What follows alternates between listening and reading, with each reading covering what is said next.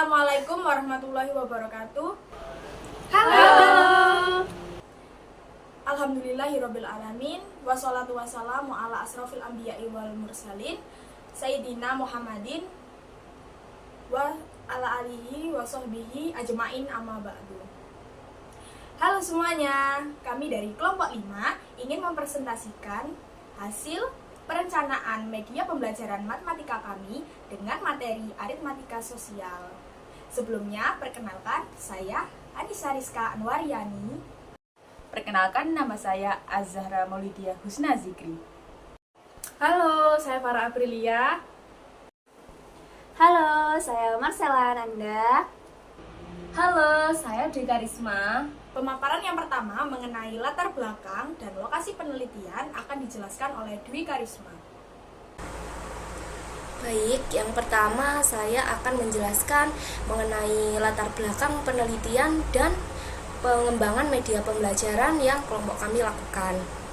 Media pembelajaran merupakan salah satu komponen penting yang terdapat dalam suatu proses pembelajaran. Pemanfaatan media pembelajaran sudah seharusnya menjadi perhatian khusus untuk guru dalam melakukan kegiatan pembelajaran. Dari minimnya variasi dan optimalisasi terkait media pembelajaran itu dapat mengurangi minat belajar siswa. Hal ini sangat disayangkan sekali untuk proses pembelajaran karena sangat bertolak belakang dengan tujuan media pembelajaran, yakni sebagai alat atau penunjang pembelajaran yang sangat bagus, yang sangat berguna untuk mengefektifkan proses pembelajaran. Seiring dengan perkembangan teknologi ini mendukung keterbatasan yang dimiliki oleh media pembelajaran sekarang. Ini pengembangan media pembelajaran dapat dilakukan dengan berbasis teknologi sekarang ini yang dapat menampilkan objek 3 dimensi, video maupun suara. Media pembelajaran berbasis teknologi ini dapat menjadi media yang lebih interaktif dan menarik untuk siswa dalam melakukan pembelajaran dan menikmati proses pembelajaran. Peningkatan perkembangan teknologi saat ini itu diikuti oleh peningkatan penggunaan gadget, yaitu smartphone. Dengan adanya peningkatan ini, maka kami mendapatkan solusi untuk pengembangan media pembelajaran berbasis teknologi untuk meningkatkan pembelajaran matematika ini agar lebih menarik. Dengan mengembangkan media pembelajaran berbasis teknologi ini diharapkan itu sangat menunjang dalam perkembangan media pembelajaran, terutama pada pembelajaran matematika. Pengembangan ini sudah menjadi terobosan baru bagi kami semua untuk melakukan proses pembelajaran agar lebih menarik dan diminati oleh siswa. Kemudian, lokasi penelitian yang kami lakukan. Kelompok kami melakukan penelitian ini di SMP Dharma Wanita Surabaya yang beralamatkan di Jalan Kendang Sari 5, yaitu di Desa Kendang Sari, Kecamatan Tenggilis Mejoyo, Kota Surabaya. Alasan kelompok kami memilih lokasi penelitian di SMP Dharma Wanita ini yang pertama terkait kemudahan aksesnya. Kemudahan akses yang kami maksud adalah tempatnya itu dekat dari kampus kami, yaitu UIN Sunan Ampel Surabaya, sehingga memudahkan kami untuk menjangkau tempat penelitian kami. Kedekatan geografis sekolah ini memudahkan proses penelitian yang kami lakukan, sehingga proses penelitian dan pengembangan media pembelajaran yang kami lakukan ini tidak membutuhkan waktu yang lama. Alasan yang kedua terkait kerjasama dan izin. Sekolah SMP Dharma Wanita Surabaya ini telah bersedia bekerja sama dengan kami dan memberikan izin terkait penelitian yang kelompok kami lakukan. Sekolah SMP Dharma Wanita ini telah memberikan izin terkait observasi pembelajaran kepada siswa, observasi kepada lingkungan sekolah dan fasilitas sekolah. Kemudian alasan yang ketiga adalah terkait dukungan dari pihak sekolah. Pihak sekolah sendiri, khususnya kepala sekolah dari SMP Dharma Wanita Surabaya ini telah menyatakan bersedia mendukung secara penuh terkait penelitian yang kami lakukan untuk pengembangan media pembelajaran berbasis teknologi ini. Kepala sekolah dan guru matematika di SMP Dharma Wanita Surabaya bersedia membantu kami dengan memberikan informasi melalui wawancara atau data-data yang kami perlukan. Selanjutnya, metode penelitian dan alasan mengapa memilih materi aritmatika sosial akan dijelaskan oleh Azhara Maulidia. Di sini saya akan membahas mengenai metode observasi dan wawancara. Dalam melakukan penelitian kemarin, kami melakukan 3 metode observasi. Yang pertama, metode observasi secara langsung, yaitu pada hari Jumat pada pukul 7 kami tiba di SMP Dharma Wanita dan melakukan observasi berupa berkeliling-keliling sekolah. Kami mengamati kegiatan siswa dan siswi di sana serta persiapan dari bapak-bapak dan ibu guru untuk menyiapkan kegiatan belajar. Waktu itu, pada pukul 7, siswa-siswi sedang melakukan kegiatan ekstrakurikuler yaitu pramuka. Lalu dilanjut dengan kegiatan pembelajaran seperti biasanya. Kami berkeliling-keliling ke kelas 9, kelas 8, dan kelas 7. Di sana kami mengamati bahwa kelas 9 ada kelas yang melakukan kegiatan pembelajaran matematika. Lalu untuk di kelas 7, kami juga memasuki kelas yang sedang melakukan kegiatan pembelajaran matematika. Dan kelas-kelas lainnya melakukan kegiatan P5. Kami mengamati bagaimana bu guru memulai kegiatan pembelajaran, lalu melakukan pembelajaran, menanya-menanya kepada siswa mengenai kabar dan kesusahan apa yang dihadapi selama pembelajaran. Lalu metode kedua yang kami lakukan untuk observasi ini adalah wawancara. Kami mewawancarai 2, yaitu guru dan kepala sekolah. Nah, kami mewawancarai khususnya guru matematika kelas 7 yaitu Bu Siti. Kami bertanya-tanya mengenai kelengkapan apa saja fasilitas di SMP Dharma Wanita, lalu bagaimana kegiatan siswa-siswi di sana dalam menerima pembelajaran, apakah susah dimengerti ataukah berjalan lancar. Lalu bagaimana guru-guru di sana menggunakan fasilitas dari SMP Dharma Wanita dalam melakukan kegiatan pembelajaran. Lalu kami juga mewawancari kepala sekolah yaitu Pak Agus. Di sana kami bertanya-tanya juga bagaimana kesiapan guru dalam menggunakan media yang disediakan oleh sekolah seperti proyektor, komputer, dan lain-lain. Apakah semua guru itu bisa menggunakan fasilitas tersebut ataukah hanya beberapa?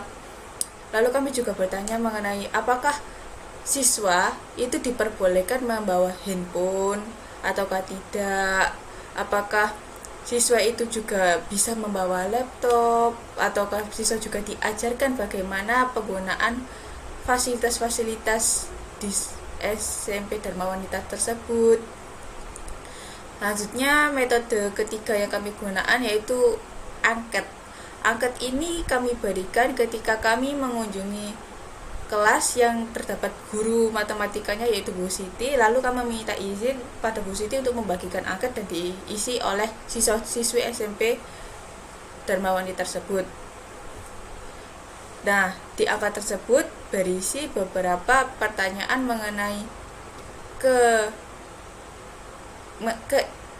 bagaimana siswa itu belajar matematika di dalam kelas, lalu apakah siswa-siswi mengerti penjelasan yang diberikan oleh guru, apakah guru tersebut itu sudah kreatif atau belum, ataukah guru tersebut sedikit susah untuk mengajarkan materi tersebut.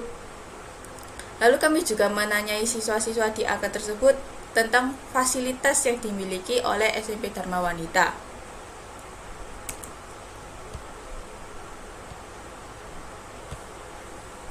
Selanjutnya, alasan kami kenapa harus memilih materi aritmatika sosial.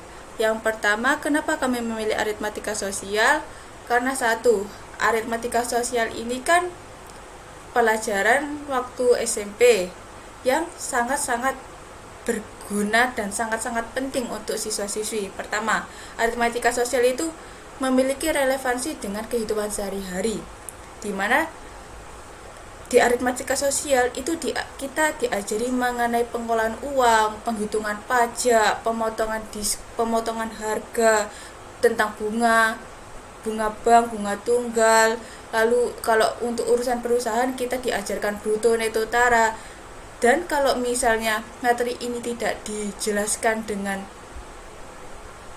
baik dan sangat rinci, siswa akan melupakan dan akhirnya untuk kedepannya akan sedikit kesusahan untuk menerima materi-materi yang berhubungan dengan ekonomi, uang, dan lain-lain. Aritmatika sosial ini juga persiapan untuk kehidupan dewasa, membantu mereka untuk memutuskan finansial yang bijak, dan juga untuk persiapan kelas-kelas matematika yang lebih lanjut. Mungkin siswa-siswi di sana setelah SMP mau masuk ke SMK di mana mereka harus mengambil akuntansi. Pastinya akuntansi ini memerlukan materi aritmatika sosial. Pembahasan berikutnya mengenai hasil wawancara dan observasi akan dijelaskan oleh saya sendiri. Jadi, alasan selanjutnya kenapa kelompok kami memilih aritmatika sosial, yaitu pada saat kami melakukan penelitian dan observasi di SMP Dharma Wanita, kebetulan belum mengajarkan materi yang kami ajukan, yakni aritmatika sosial. Dan kebetulan juga pada saat kami melakukan penelitian, guru masih menjelaskan terkait materi bilangan bulat. Jadi kami memutuskan dan guru juga sudah menyepakati bahwa kami bisa menggunakan materi aritmatika sosial untuk sebagai bahan penelitian dari media pembelajaran berbasis teknologi kami ini.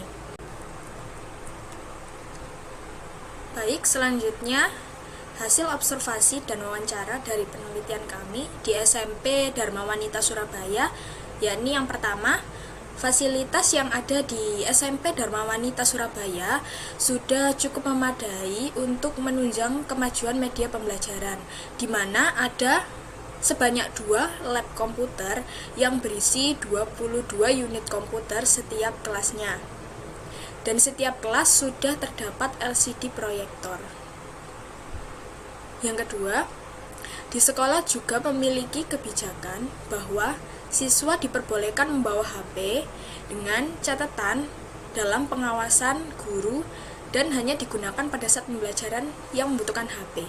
Jadi, jika tidak membutuhkan HP, siswa diminta untuk mengumpulkan HP di ruang guru. Dan yang ketiga, semua guru sudah mendapatkan pelatihan terkait penggunaan media pembelajaran berbasis komputer. Jadi, rata-rata siswa sudah menggunakan media pembelajaran berbasis teknologi. Karena setiap kelasnya minimal sudah menggunakan media PowerPoint sebagai penunjang pembelajaran. Jadi, sekarang guru tidak hanya menjelaskan di papan, tetapi menggunakan media PowerPoint sebagai penunjang pembelajarannya. Yang keempat, pada mata pelajaran matematika, tidak semua materi menggunakan media pembelajaran. Terkadang masih ada materi yang diterangkan menggunakan papan tulis. Jadi, tidak semua pembelajaran matematika menggunakan media pembelajaran berbasis teknologi. Jadi, pelajaran matematika itu masih menggunakan penjelasan dari guru menggunakan papan tulis. Yang kelima, hasil wawancara siswa menyatakan bahwa matematika merupakan pelajaran yang sulit. Siswa sulit untuk memahami rumus, dan menurut siswa, rumus matematika merupakan hal yang membingungkan. Siswa tidak suka berlatih soal matematika. Siswa juga tidak memahami materi matematika dengan baik. Akan tetapi, siswa lebih mudah memahami materi saat guru menjelaskannya secara langsung.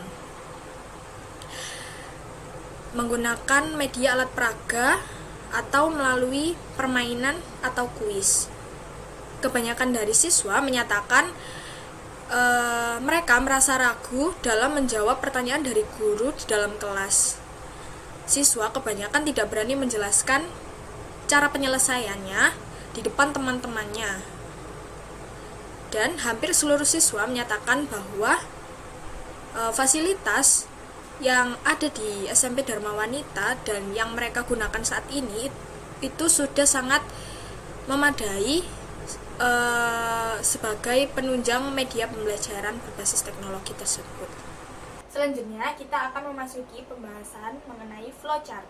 Flowchart yang pertama membahas mengenai media pembelajaran yang akan disampaikan oleh Farah Aprilia. Baik, di sini saya akan menjelaskan flowchart mengenai media pembelajaran materi aritmatika sosial. Jadi, setelah melakukan penelitian dan mengumpulkan data dari sekolah yang kami tuju, kami membuat rencana pembuatan media pembelajaran dengan materi aritmatika sosial menggunakan flowchart atau diagram alir.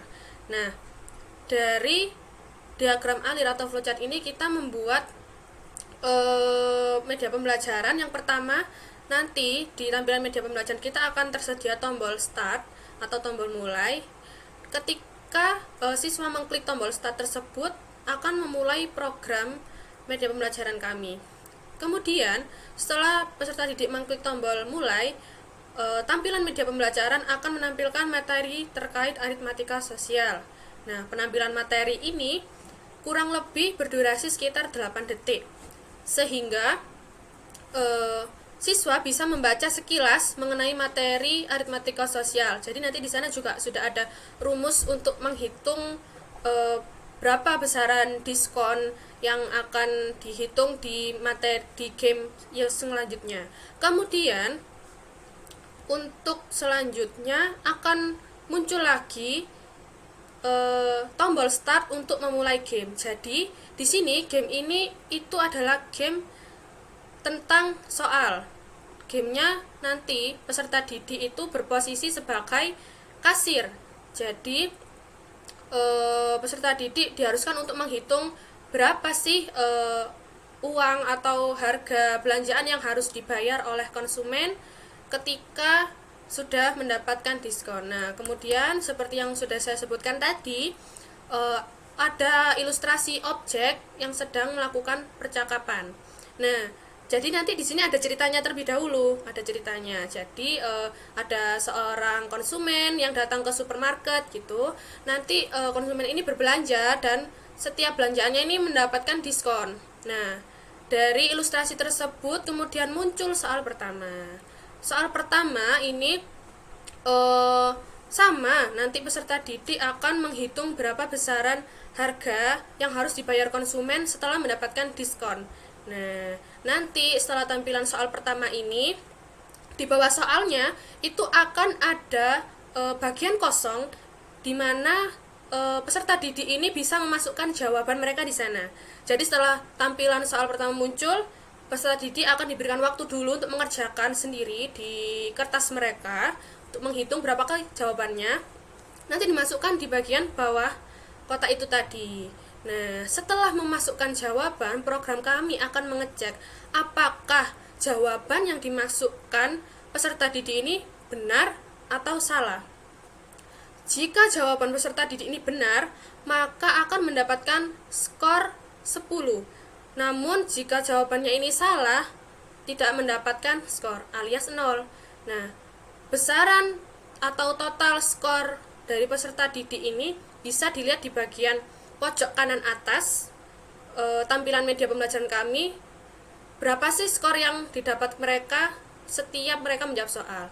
Nah, nanti di sini kita punya 10 soal dengan kasus yang berbeda-beda tentunya dan jawaban yang berbeda-beda juga. Jadi nanti apabila peserta didik ini berhasil menjawab 10 soal dengan benar, maka dia akan mendapat total skor sempurna yaitu 100. Namun, jika peserta didik tidak bisa sama sekali menjawab satu soal pun, maka skor mereka tetap 0, alias tidak mendapat skor. Nah, kemudian setelah mengerjakan 10 soal itu tadi, ini akan menghitung jumlah skor keseluruhan soal. Kemudian akan dicek apakah skor peserta didik ini lebih dari sama dengan 60 atau kurang dari 60. Nah, jika skor peserta didik ini lebih dari sama dengan 60, akan muncul tampilan apresiasi selamat.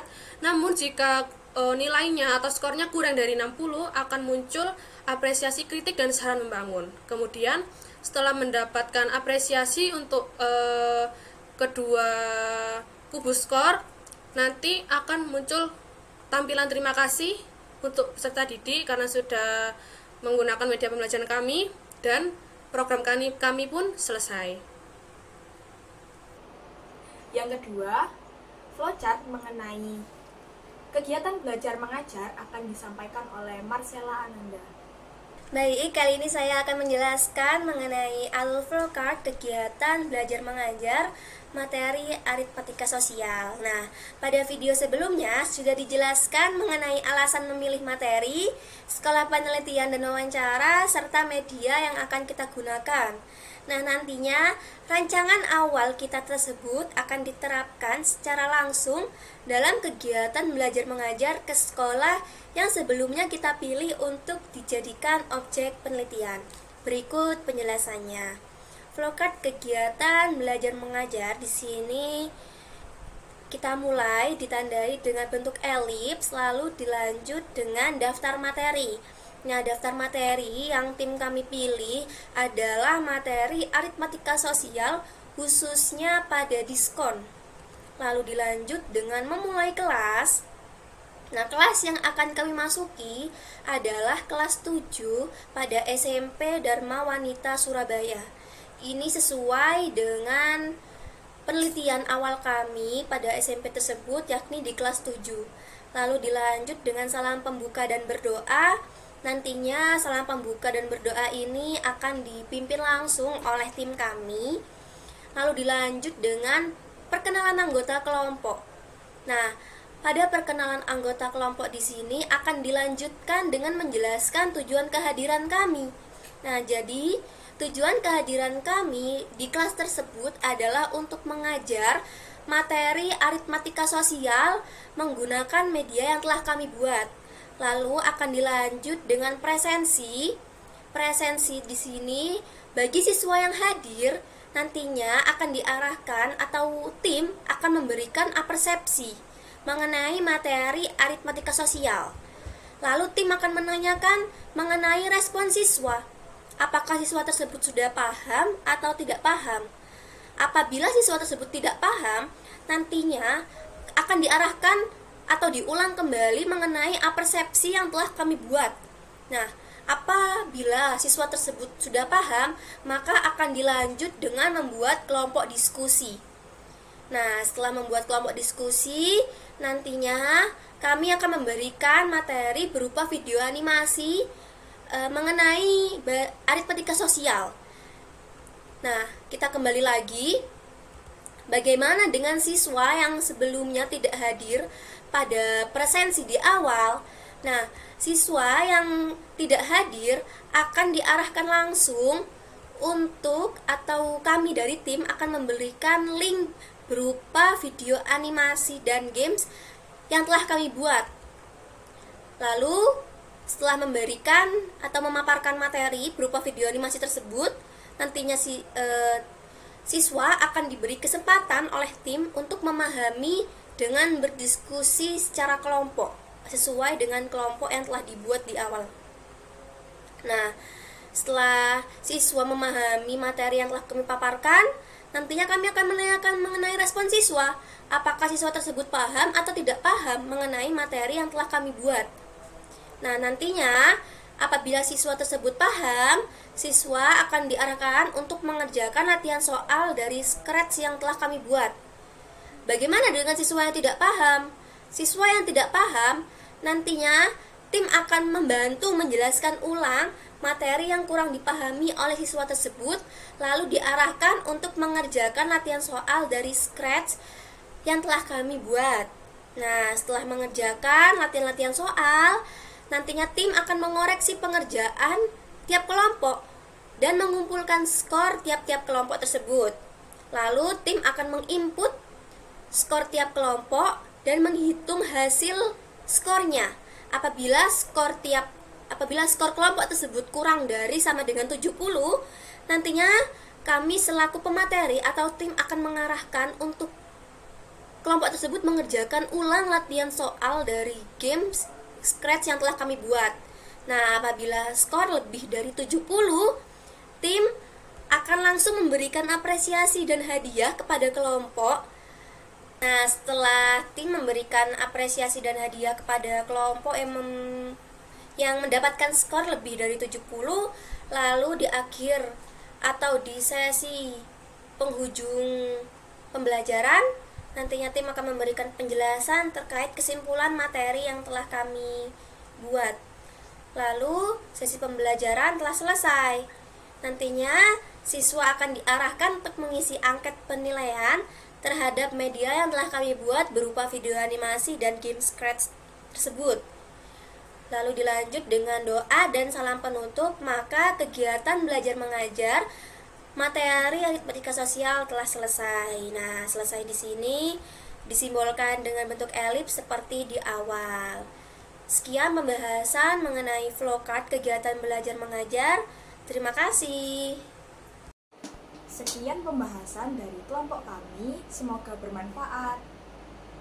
Jangan lupa like, komen, dan subscribe. Terima kasih. Wassalamualaikum warahmatullahi wabarakatuh.